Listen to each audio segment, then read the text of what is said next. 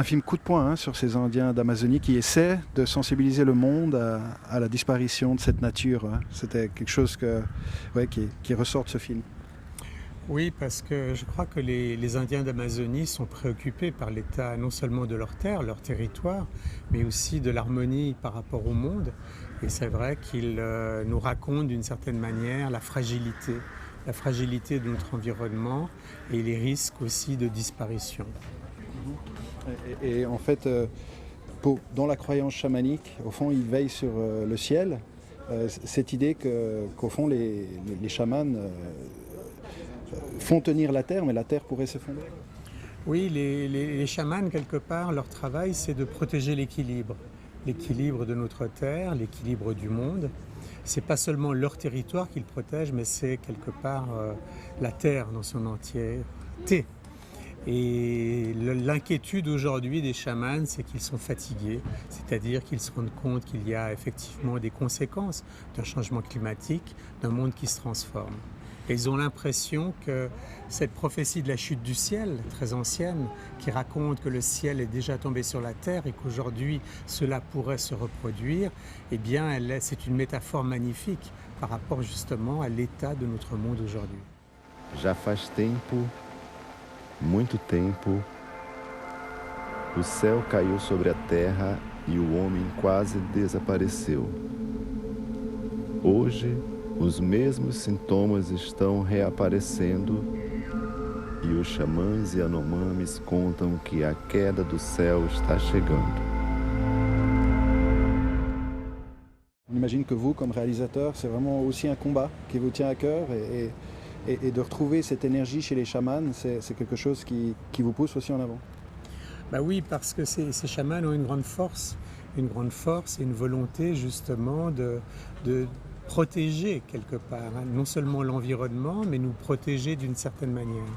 Et je crois qu'aujourd'hui, l'enseignement des chamans pourrait contribuer justement au débat écologique que l'on a ici en Occident.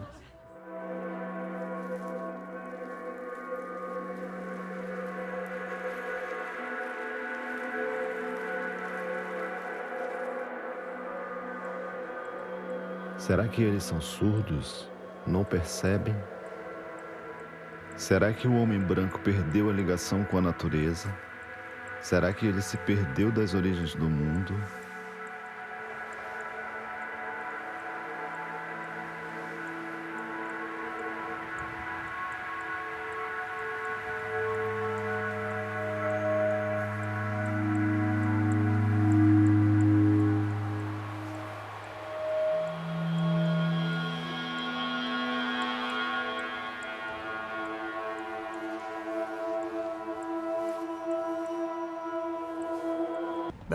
Le python montre avant tout et met en évidence la faculté qu'a Jaïder, non seulement de communiquer avec les arbres, la nature ou les hommes, mais aussi avec les animaux.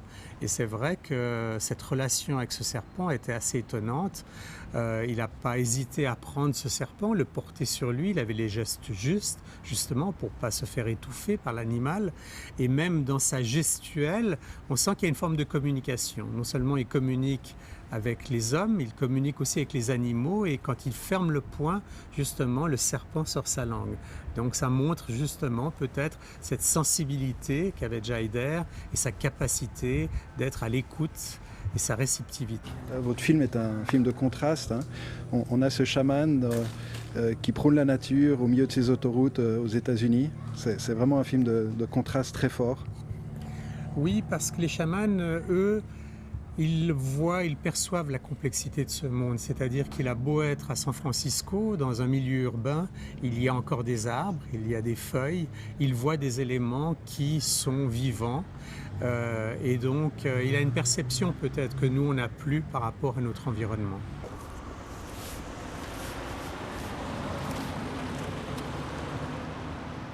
I think you don't choose live here, but Well, I didn't. It's what it is temporarily, but I've always recycled stuff that I find on the street.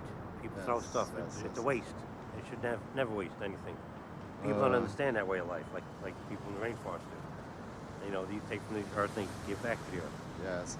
I think I really enjoy see you clean your yard.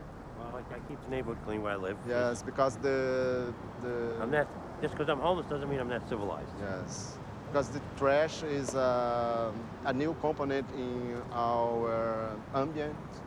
It's a treat for me, and I would like to present you. This is Well, it's a very nice it's honor. from I appreciate Macau bird, Right. this, like this one. Then Macau is a big parrot who it. can fly too high and see all in the. Wow. You accept? I can put your. I accept. neck. Thank you very much. I'm at a loss for words. So thank you, my friend. It's nice. Thank you. Please take care. God bless. It's sacred for me.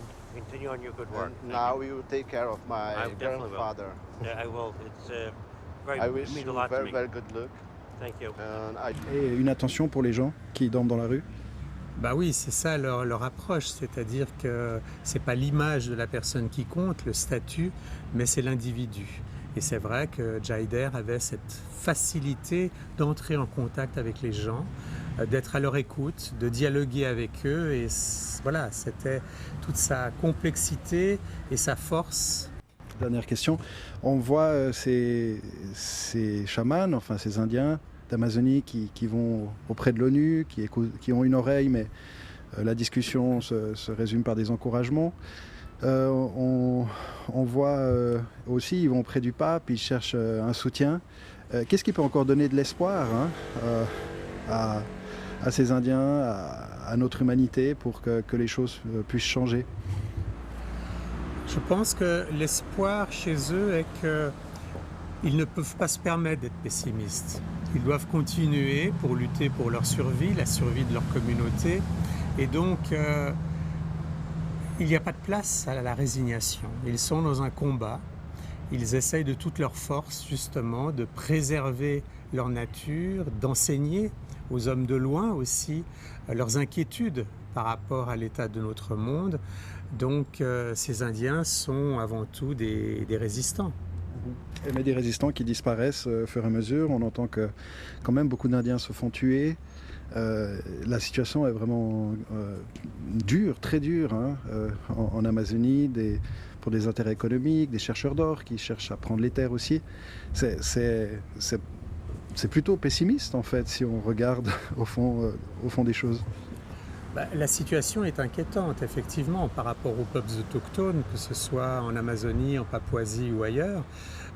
Aujourd'hui, d'une certaine manière, l'homme occidental est en train d'achever la conquista, c'est-à-dire de prendre possession des derniers territoires qui restent. Donc, effectivement, cette situation n'est pas simple, elle est difficile. Je crois qu'aujourd'hui, il faut lutter, il faut être attentif surtout, et il faut défendre les droits des peuples autochtones, défendre les droits des animaux, le droit des différentes communautés. Donc, c'est une attitude à avoir et surtout pas à se résigner. Et votre combat à vous, c'est de sensibiliser le monde en tant que réalisateur, sensibiliser les spectateurs de cette lutte qui existe toujours, parce que finalement, on ne la connaît pas forcément. C'est donner un autre regard sur la complexité du monde. Le travail d'un cinéaste, c'est d'être là où on n'est pas toujours, c'est-à-dire d'être auprès de ces Indiens d'Amazonie parce qu'ils vivent des moments difficiles et que les médias principaux ne s'intéressent pas forcément à eux. Donc c'est le travail des cinéastes aujourd'hui, c'est-à-dire de raconter cette complexité du monde et de défendre justement des valeurs qui sont fondamentales.